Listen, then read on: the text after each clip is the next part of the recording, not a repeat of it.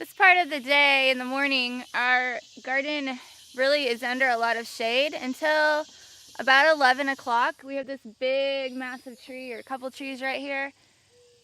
And so we have a lot of shade until just before noon.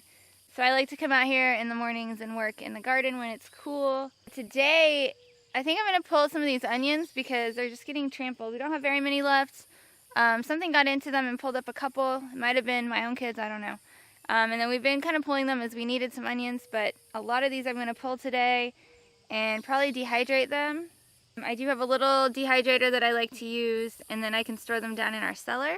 I'm also wanting to pick these onions because I can use this space right here for something else. We are doing a lot of succession planting this year. We've done our green beans and some okra and things. I really want to get this space utilized for the next round of crops to go in. That one's small, but it's almost done, I think. These, that's just not going to come back.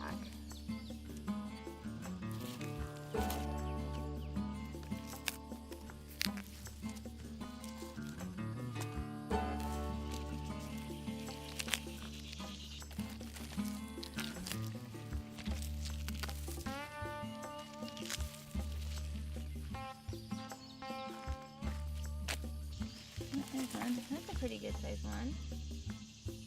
That's the biggest one. Not so big. So not the greatest crop of onions in the world, but it'll do for us. Next year we'll plant a whole row of them. Our lettuce here is almost ready to pick for seeds. It's got these little flowers on it. Our other one that I had blew down in a freak windstorm that we had the other day. This one's going strong, and as soon as it puts seeds on, then we'll get them out and be able to plant later in the fall.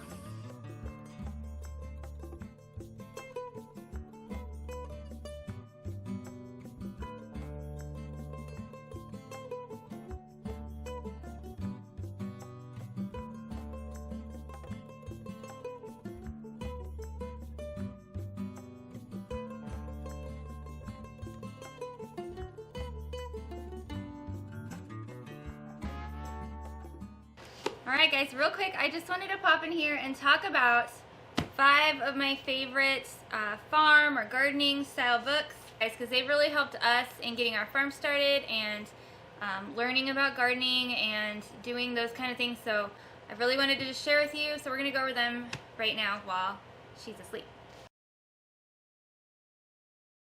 It'll be the week by week Vegetable Gardener's Handbook.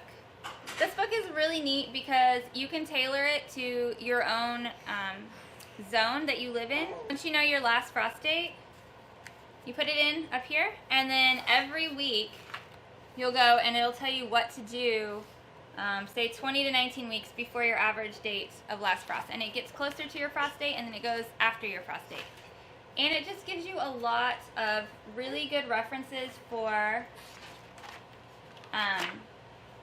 planting your garden. It gives you ideas for like growing in partial sun, soil testing.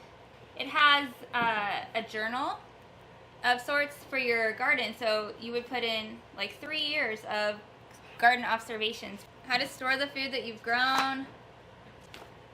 So I think this is a really good book for anyone that's just starting out or needs some help keeping track of what to do throughout the season. I really like it a lot. I don't use this one as much as my #1 book, which I'll show you in a minute, but I do really, really enjoy this book.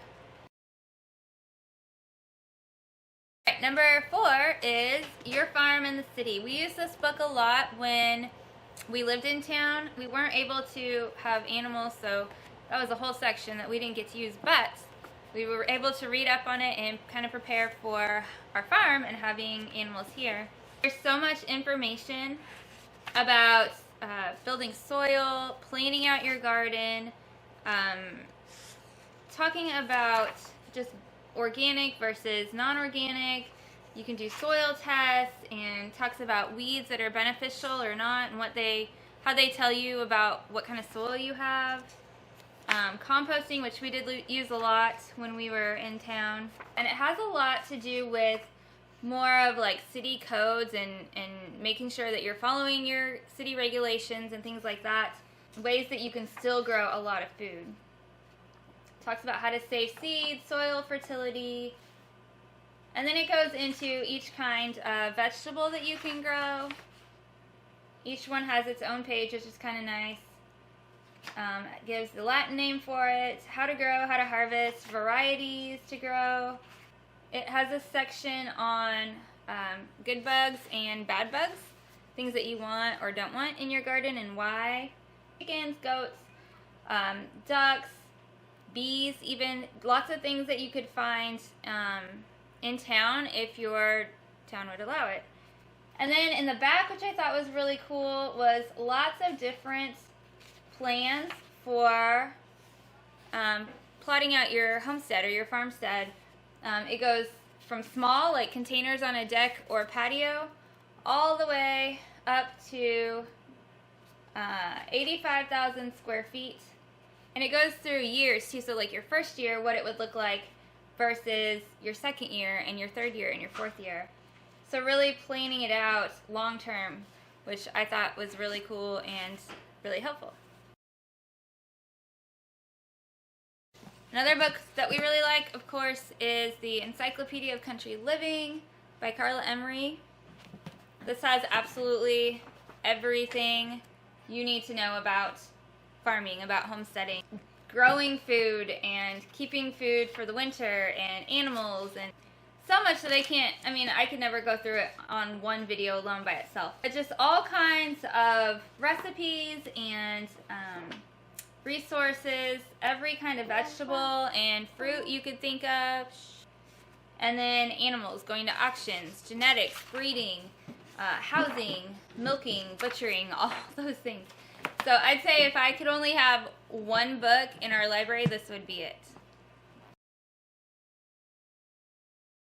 Another one that I really like is, of course I like all these and I keep saying that, but this is a really neat book too, The Backyard Homestead Guide to Raising Farm Animals. And this one, of course, is just about animals, picking your breeds, raising them, housing, feeding, diseases, and managing nutrition and breeding, all these things that you really need to know for taking care of animals before you get animals. This is one of the first books that we got to teach us about chickens, and it's been a really valuable resource to have.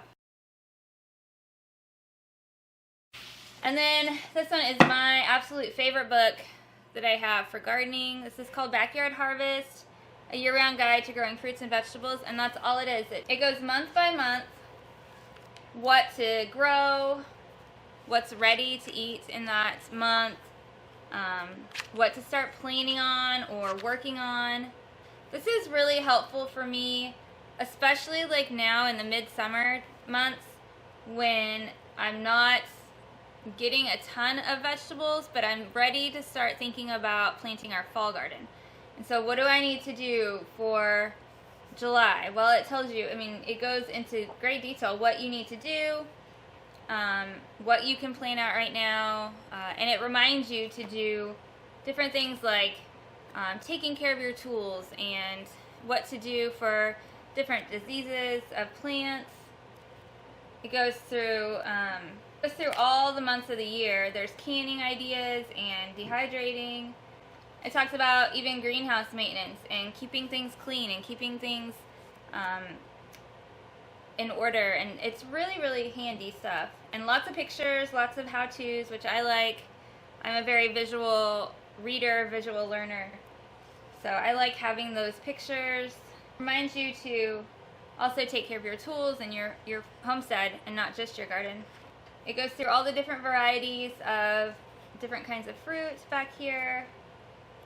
There's recipes. And then there's a crop planner, which is pretty neat. It tells you what can be planted month by month.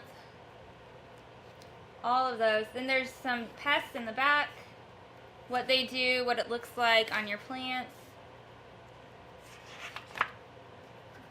Common diseases.